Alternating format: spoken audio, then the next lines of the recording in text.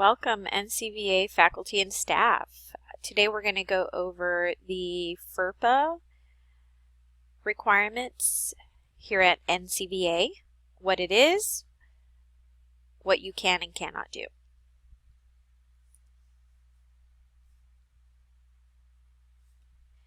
FERPA is a federal law that protects the privacy of student education records and also the identity of students and their families. So this applies to all student information, whether it's electronic, pictures, or paper files. All staff must comply with FERPA. Basically, with FERPA, access to student information is really only for legitimate use in completion of your responsibilities as a school employee. Basically, what that means is unless you have a reason to be in a student's file, you should not be in it.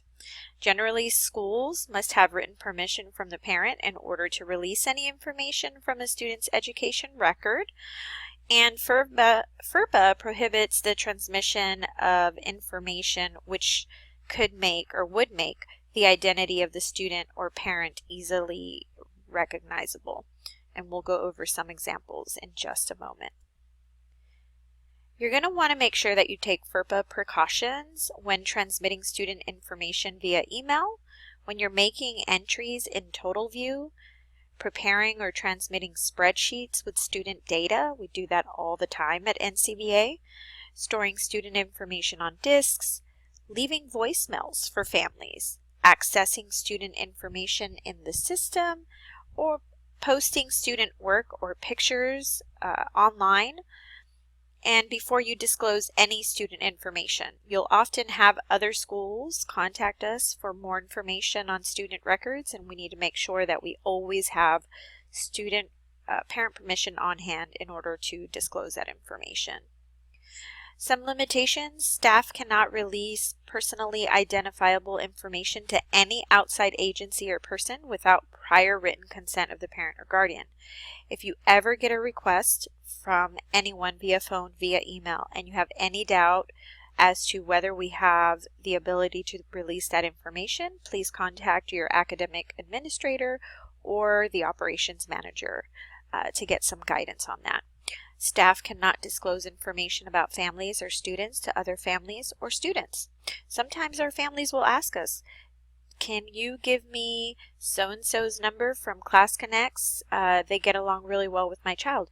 You cannot release that information. Staff cannot post student work or pictures without written authorization from the parent or guardian. So for example, if you have a student that's participating in the state science fair, you need to make sure you have a release on hand in order to post that information or share it out with anyone.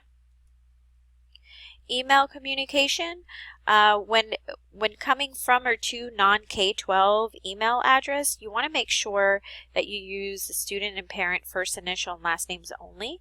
Never use first names. You're going to want to edit parent emails which contain personal information before forwarding or replying.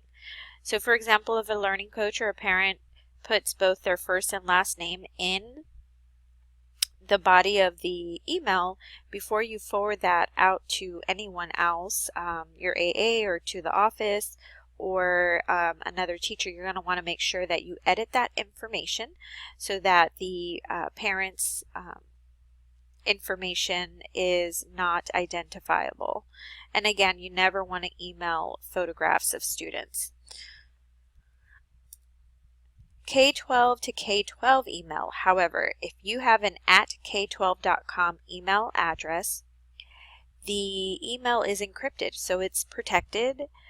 You should be mindful still when sending information, but if you are sending an email from @K12 to another @K12, the information is protected.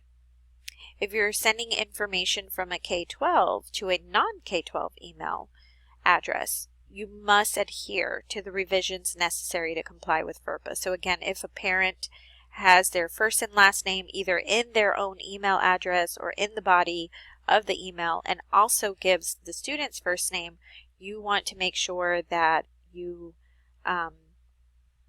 edit the information before sending it out so that we are not accidentally revealing personally identifiable information.